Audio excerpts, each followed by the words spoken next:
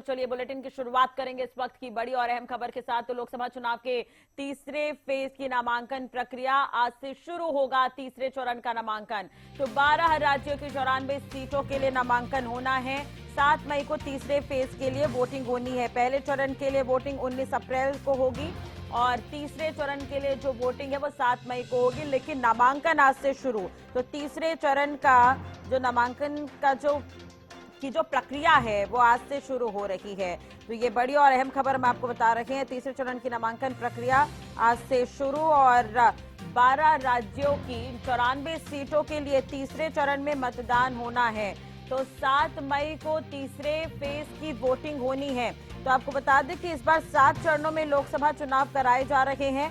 पहले चरण के लिए जो वोटिंग है 19 अप्रैल को, दूसरे चरण के लिए अगर हम बात करें तो नामांकन प्रक्रिया पहले ही शुरू हो चुकी है और अब तीसरे चरण की जो नामांकन प्रक्रिया है वो शुरू हो रही है और 4 जून को परिणाम भी सामने आ जाएंगे। तो लोकसभा चुनाव के तीसरे चरण के लिए नामांकन आज से शुरू। इस चरण में 12 राज्यों के 94 संसदीय सीटों पर 7 मई को मतदान होगा।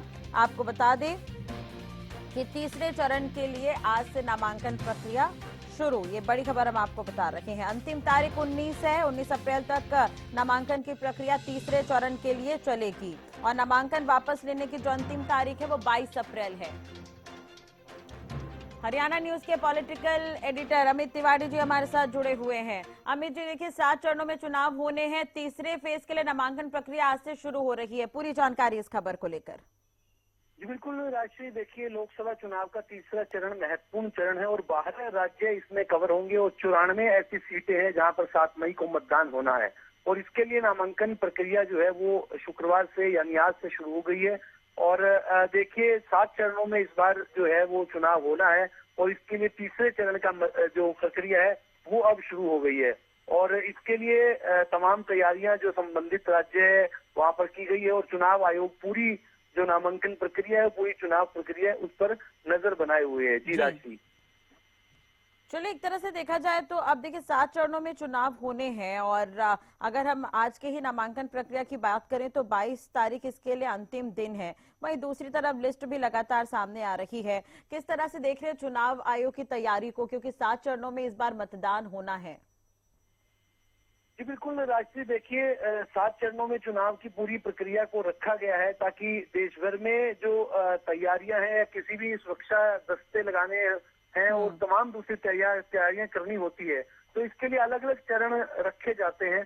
और देखिए हरियाणा के मामले की बात करें तो हरियाणा में तो छठे चरण में 25 मई को मतदान होगा, लेकिन दूसरी ओर जो आज जो चुनाव की प्रक्रिया जहां शुरू हुई है, जो नामांकन की प्रक्रिया, वो 12 राज्य है, उनमें केंद्र शासित प्रदेश भी शामिल हैं।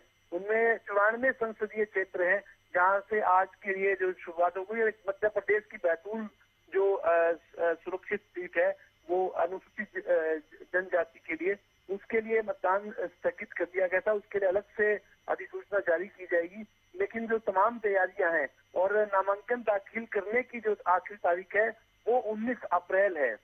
तो देखिए प्रक्रिया शुरू हो गई है। नामांकन आखिरी तारीख जो 19 अप्रैल है उस हिसाब से ही जो है तमाम तैयारियां की जा रही है और उसके आधार पर तीसरे चरण के लिए नामांकन की प्रक्रिया शुरू हो गई है। जी राजश्री, चलिए बहुत बहुत शुक्रिया तमाम जानकारी और बातचीत के लिए अमित जी आपका। तो तीसरे चरण के लिए नामांकन दाखिल करने की जो अंतिम तारीख है 19 अप्रैल है। आज से शुरू है नामांकन प्रक्रिया और नामांकन वापस लेने की अंतिम तारीख 22 अप्रैल है। मध्य प्रदेश, असम, बिहार, छत्तीसगढ़, दादर नगर हवेली, दमन और दीव, गोवा, गुजरात, जम्मू कश्मीर, कर्नाटक, महाराष्ट्र, उत्तर प्रदेश और पश्चिम बंगाल शामिल हैं जिन राज्यों में तीसरे चरण में मतदान होना है।